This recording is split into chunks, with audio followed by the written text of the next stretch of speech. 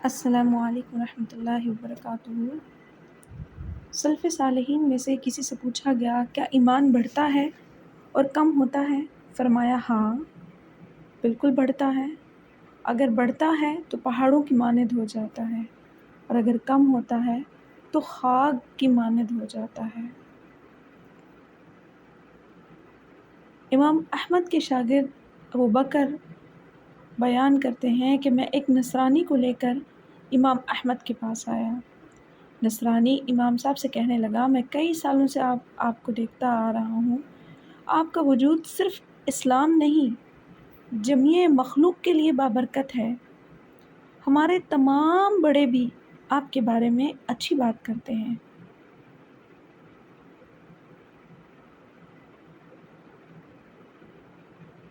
تو ابو بکر کہنے لگے کہ میں نے امام صاحب سے کہا مجھے گمان ہے کہ تمام زمین پر آپ کے لیے دعا کی جاتی ہوگی۔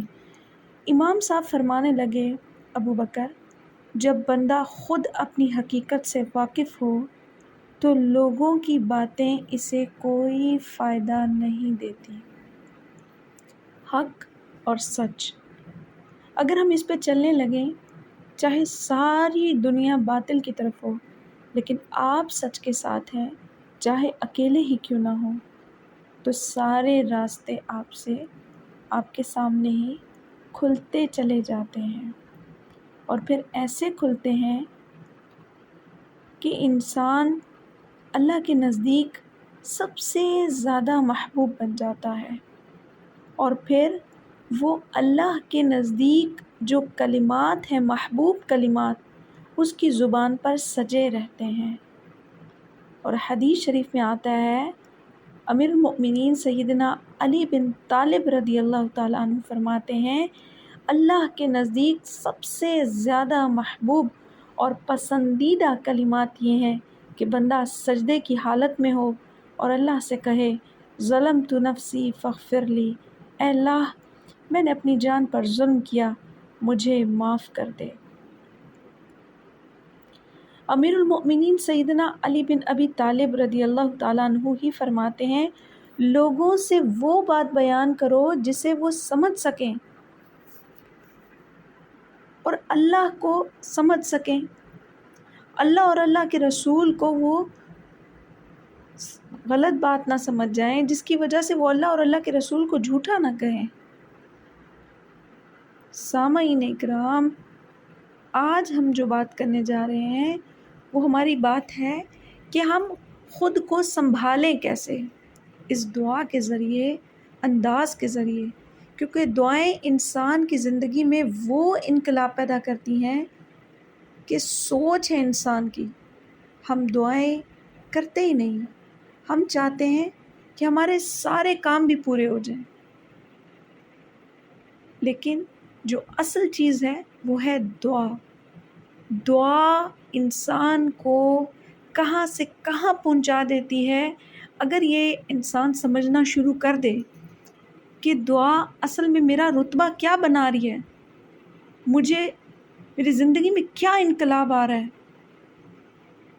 تو یقین مانیے ہر شخص 5 نمازوں کے ساتھ جتنا نماز کو ٹائم دیتا ہے اس سے کہیں زیادہ ٹائم وہ دعا کو دینا شروع کر دے گا۔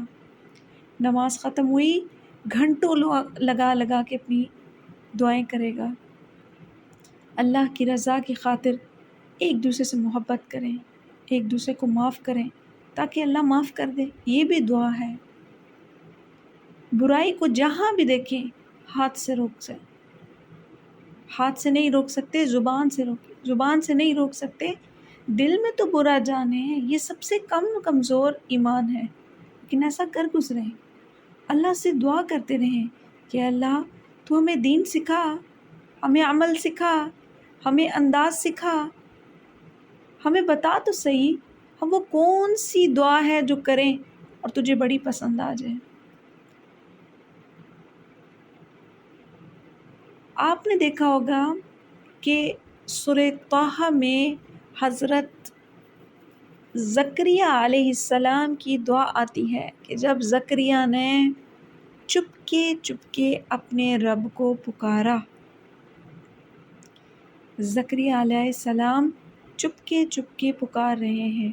معلوم ہوا اللہ کو بندے کا چپ کے پکارنا بڑا پسند آتا ہے۔ جب انسان دکھ جاتا ہے، درد میں آ جاتا ہے، اللہ سے دعا کرتا ہے، اللہ اس کی دعائیں قبول فرما لیتا ہے۔ زکریا علیہ السلام کیا کہہ رہے ہیں؟ کہتے ہیں اللہ میں بڑھاپے میں پہنچ گیا ہوں اور میں کبھی تیری سے مایوس نہیں ہوا دعائیں کر کے۔ میرے رب مجھے ایک بیٹا نواز دے، میرا ایک وارث نواز دے، بے شک تو دینے پہ قادر ہے۔ جب زکریا علیہ السلام کی یہ دعا اللہ تعالیٰ نے قبول فرمائی، دیکھیں اس سے معلوم ہوا کہ زکریا علیہ السلام نے بڑھاپے تک دعائیں کی ہیں۔ ایسا نہیں ہوا کہ انہوں نے ایک دفعہ دعا کی ہو اور پھر انہوں نے کہا کہ میری دعائیں قبول نہیں ہوتی تو دعائیں کرنی چھوڑ دی۔ کہاں جوانی سے شروع کیا، بڑھاپے کا عمل شروع ہو چکا ہے، اور پھر بھی وہ اللہ سے کہتے ہیں اللہ میں کبھی مایوس نہیں ہوں آپ سے مانگ کے۔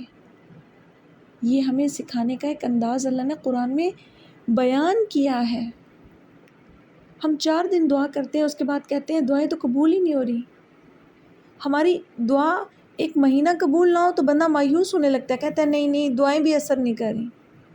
زکریا علیہ السلام کا عمل بتاتا ہے کہ دعائیں مانگتے رہو اس انداز سے کہ رب تعالیٰ بڑھاپے تک بھی وہ دعا جا رہی ہے، لیکن وہ اللہ کے در سے کبھی مایوس نہیں ہوئے۔ جب اللہ تعالیٰ نے زکریا علیہ السلام کی دعا کو قبول فرما لیا تو وہ شخص جو جوانی سے یہ دعا مانگ رہا تھا، اب اس کو مارے جذبات کے اور خوشی کے عالم میں کہتے ہیں اللہ ایسا ہو گیا۔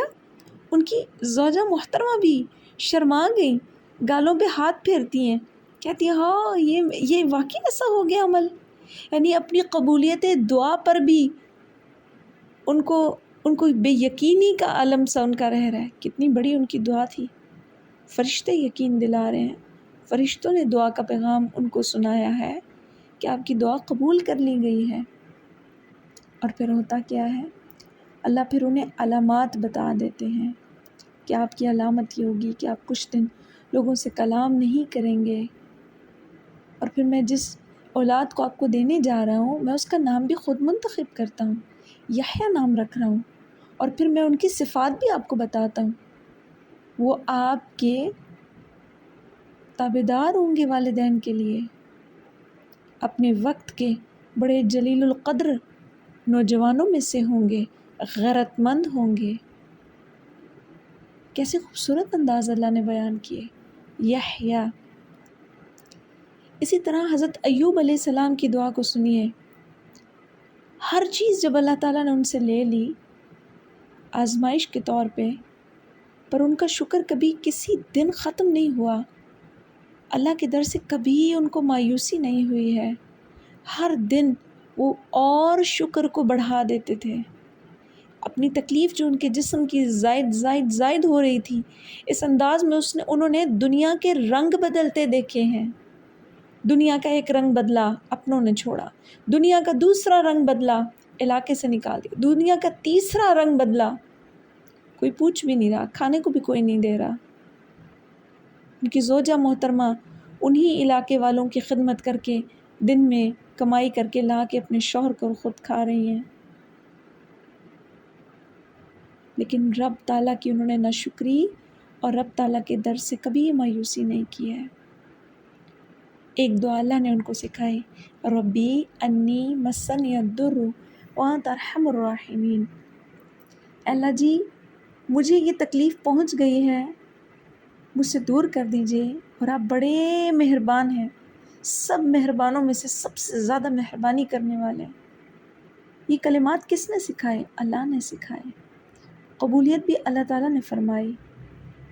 اور آپ کچھ دیر کے لیے سوچئے کہ رب تعالیٰ اپنے انبیاء علیہ السلام کی دعائیں جو ہمیں سکھا رہا ہے، ان کے پیچھے ان کے انداز بھی سکھا رہا ہے، اور ساتھ میں ہمیں پورے اسباق دے رہا ہے زندگیوں کے۔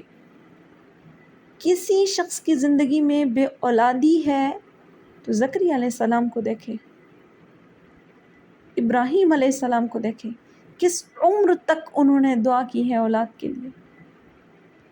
جسمانی تکلیفیں پہنچ گئی ہیں، تو میرے ایوب کو دیکھ لو، میں نے سب کچھ دے کے سب کچھ لے لیا، پھر بھی ایوب نے میری شکر گزاری نہ چھوڑی۔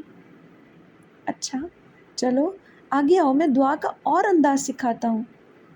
پھر اللہ کہتا ہے کہ میرے ابراہیم کو دیکھو، اب جب میں نے ابراہیم کو اولاد سے نواز دیا ہے، اولاد بھی ابراہیم کے پاس ہے، گھر رہنے کو بھی ہے، تو ابراہیم وہاں تک بس نہیں کرتے، پھر آگے سکھاتے ہیں، کیا کہتے ہیں؟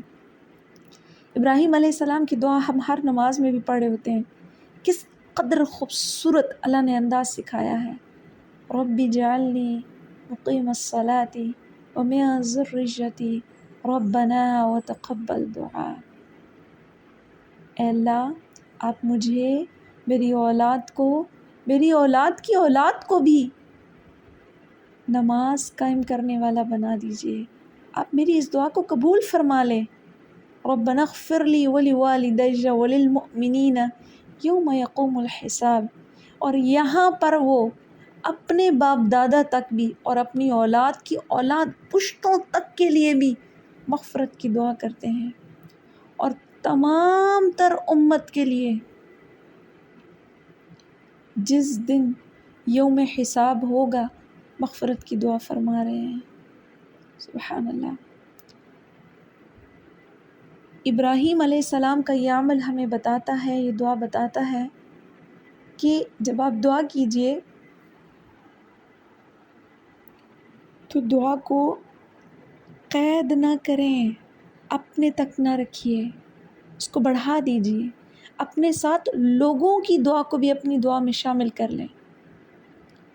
دعائیں بڑی قبول ہوتی ہیں اور ہر حال میں دعا قبول ہے۔ اللہ کے حبیب علیہ الصلاۃ والسلام نے فرمایا دعا ہر حال میں قبول ہے۔ نمبر 1، جو انسان دعا مانگ رہا ہے اس کو وہی دعا دے دی جاتی ہے۔ نمبر 2 یہ ہے کہ جو دعا وہ مانگ رہا ہے اس کو کچھ دیر کے لیے ملتوی کر کے پھر دے دیا جاتا ہے۔ تیسرے پہ یہ بات ہے کہ دعا جو مانگ رہا ہے وہ اس کے لیے ٹھیک ہی نہیں ہے، اس کو مل جائے گی تو کل کو پھر روئے گا، تو اللہ تعالیٰ اس دعا کی بدولت اس کی آنے والی مصیبتوں کو، بلاؤں کو، آفتوں کو، بیماریوں کو، ایک دم لاحق ہو جانے والی جو اس کو بیماریاں پڑ جائیں، اللہ ان تمام چیزوں کو اس سے ان دعاؤں کی بدولت ٹال دیتا ہے۔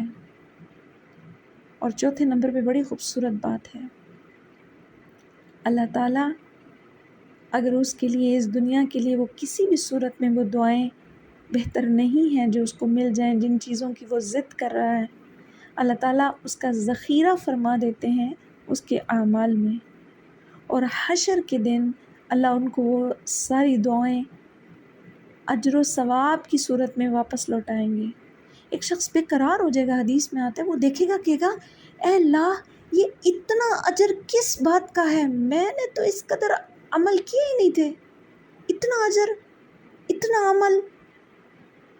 اللہ تعالیٰ فرمائیں گے بندے یہ تیری وہ دعائیں ہیں، یہ تیرا وہ پکار ہے، یہ تیرا وہ مانگنا ہے میرے سے جو دنیا میں تیرے لیے ٹھیک نہیں تھا تو میں نے تجھے نہیں دیا، میں اس کا ذخیرہ کرتا رہا تیرے اعمال میں اجر و ثواب کی صورت میں، اور آج میں تجھے اس کو اجر و ثواب میں تیرے اعمال میں بڑھا کر تجھے لوٹا رہا ہوں۔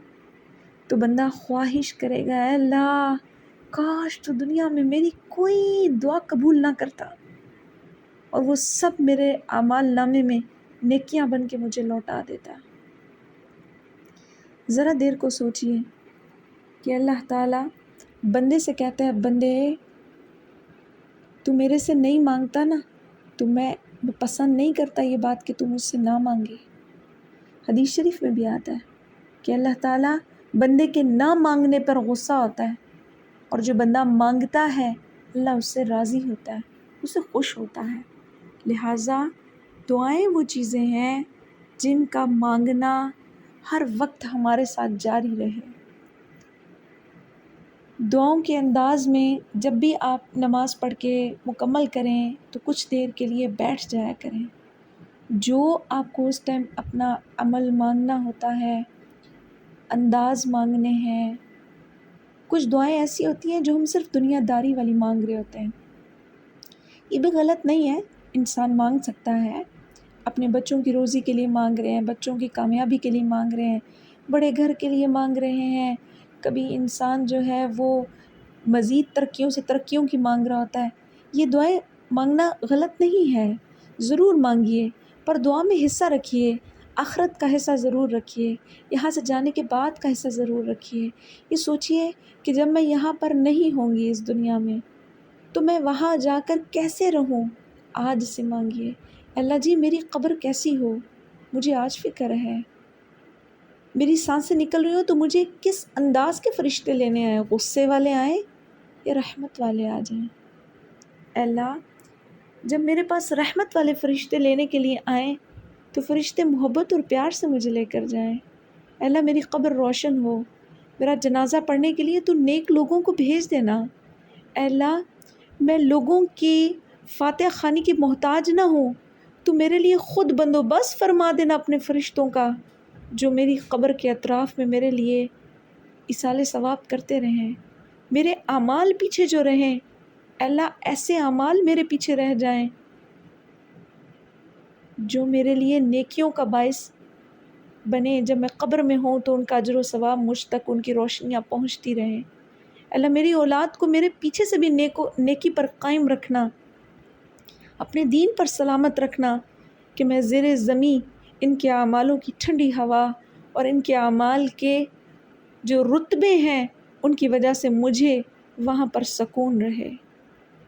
اے اللہ جو میں اس دنیا میں عمل کر رہی ہوں، یہاں پر جانے کے بعد بھی مجھے ان کے اوپر فخر رہے، مجھے شرمندگی اور اس وقت کی سختی سے بچا کے رکھ لینا. میں پل صراط جب پار کروں تو میں کس انداز میں پل صراط پار کروں. حشر کے دن جب سبھی ننگے اٹھائے جائیں گے، بدحواسی کا عالم ہوگا، میں کیسے بھاگ کر حشر کے میدان میں جاؤں گی. سب رسول اللہ صلی اللہ علیہ وسلم کو ڈھونڈ رہے ہوں گے. اے اللہ مجھے تو وہ راستے دکھا دینا جہاں پر پہنچ کے میں حوض کوثر پر جاؤں اور میں اپنے رسول اللہ صلی اللہ علیہ وسلم سے ملاقات کر سکوں. اے اللہ حشر کا دن جو بڑے غصے اور غضب کا ہوگا، پر تو مجھے ان لوگوں میں اس گروہ میں اٹھا لینا جن کی طرف تو شفقت سے دیکھے گا، جن کو تیرے عرش کا سایہ مل رہا ہوگا. سابقون اولون اور یمین کے گروہوں میں مجھے اٹھا لینا. حشر کی گرمی بڑی سخت ہے، اے اللہ مجھے ایمان کی چادر اور ایمان کی ٹھنڈک دے دینا.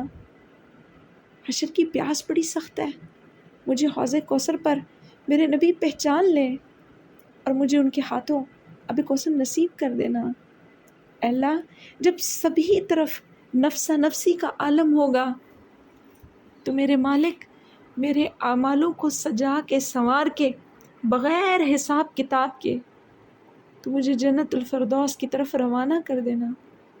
یہ دعائیں ہمیں آخرت کے حصے میں بھی تو مانگنی چاہیے نا. یہ وہ دعائیں ہیں جن کا اہتمام ہم کرتے رہیں، کیونکہ نظر میری، میں بے شک ہم دنیا میں رہ رہے ہیں لیکن نظر تو ہماری یہاں کے بعد کی دنیا پر ہے، کیونکہ یہاں کے چند سال اور وہاں کا تو ایک لمحہ بھی نہیں ہوگا. قیامت کا ایک دن 50,000 سال کے برابر ہے. یہ تو دنیا کی کل عمر نہیں بنتی ہے. تو ہم اس دنیا کا سودا کیوں کر لیں اور کیسے کر لیں. اپنی دعاؤں کو شعور دیں، اپنی دعاؤں کو انداز دیں. سوچیں جو آپ کے ذہن میں ایمان کی حالتیں آتی ہیں ان کو الفاظ دیتے رہیں. آپ کی دعائیں بنتی چلی جائیں گی. آپ علیہ الصلوۃ والسلام کی دعا ہے جو آپ کی بڑی فیورٹ دعا ہے. اللہ کے نبی علیہ الصلوۃ والسلام کی یہ فیوریٹ دعا ہے، قرآن کا حصہ ہے، ربنا آتنا فی الدنیا حسنۃ وفی الآخرۃ حسنہ، اے اللہ تو مجھے دنیا میں بھی اچھا دے اور دنیا کے بعد آخرت میں میرا حصہ بھی اچھا رکھ، بہترین حصہ میرا آخرت کا بھی ہو۔ اس کو کہتے ہیں عافیت کی دعا، اور یہی عافیت کی دعا کے لیے حدیث شریف میں آتا ہے کہ جب اذان ہو اور اقامت، یعنی جس ٹائم امام صاحب جماعت کروانے لگے ہیں اور اذان کے درمیان کا وقت، یہ کل 15 منٹ کا ٹائم اکثر مساجد میں ہوتا ہے، ذہن میں رکھیے گا، اذان سے لے کر اور اقامت تک کا وقت، مغرب میں تو فوراً ہو جاتا ہے لیکن باقی نمازوں میں کوئی 10 سے 15 منٹ کا ٹائم رہتا ہے۔ اس ڈیوریشن کے لیے اللہ کے نبی علیہ الصلوۃ والسلام نے فرمایا کہ جو عافیت کی یہ دعا کرے گا اللہ اس کو ہر صورت میں ایمان عطا فرمائے گا۔ وہ دعائیں کون سی ہیں؟ اللہم انی اسألک العفو والعافیہ فی الدنیا والآخرہ، اے اللہ میں آپ سے سوال کرتا ہوں عافیت کا، اس دنیا کے لیے بھی اور آخرت کے لیے بھی۔ عافیت کس کو کہتے ہیں؟ عافیت کی اتنی لمبی ڈیفینیشن ہے، اگر میں مختصر آپ کو چند الفاظ میں بتانا چاہوں تو عافیت کا مطلب ہے خیر اور بھلائی، اس دنیا کی بھی ساری خیریں ہوں اور آخرت کی بھی بھلائیاں ہی بھلائیاں ہوں۔ تو دعا مانگنا انسان کی سب سے بڑی زبردست چیز ہے۔ جب انسان دعا مانگنے پر لگ جاتا ہے، آپ کو میں دعا مانگنے کی ایک نشانی اور بھی بتاتی ہوں کہ جو دعائیں اور جو راستے اللہ تعالیٰ کھولنا چاہتے ہیں اور قبول فرمانا چاہتے ہیں، ان چیزوں کے لیے انسان کی دعا پر زبان جاری ہو جاتی ہے، ان چیزوں کے لیے انسان دعائیں مانگنا شروع کر دیتا ہے، مانگتا ہے دعائیں ان کے لیے، اور جو کام اس کے حصے کے ہوتے نہیں ہیں یا جن امور پہ اس کے لیے بدبختی ہوتی ہے اور انسان خود بھی نہیں چاہتا کہ میں ان بدبختیوں کو خوش بختیوں میں بدل دوں اپنے بد اعمالیوں کی وجہ سے یا بد نیتیوں کی وجہ سے، تو اللہ تعالیٰ اس کی زبان دعا پہ چلواتے بھی نہیں ہیں، پھر وہ لوگ دعا کر بھی نہیں سکتے۔ خیر والے لوگ، ایمان والے لوگ، یا آپ کہہ لیں بختوں والے لوگ صرف دعا کرتے ہیں، کیونکہ تقدیر میں ہر وہ چیز لکھی ہے جو اللہ نے لکھ دی ہے۔ میں آپ کوئی بھی اپنی تقدیر کو بدل نہیں سکتا، ایک واحد چیز ہے جو اس میں تبدیلی کا باعث بنتی ہے، اور وہ ہے مانگنا، اللہ سے سوال کرنا، اللہ سے التجا کرنا۔ جس کو اللہ اپنے در سے مانگنے کے طریقے اور انداز سکھا دیتا ہے، اس کے لیے پھر صرف بھلائی اور بھلائی اور بھلائی ہی رہتی ہے۔ اللہ ہمیں بھلے لوگوں میں لکھ دے، آمین۔ آخر دعوانا الحمدللہ رب العالمین۔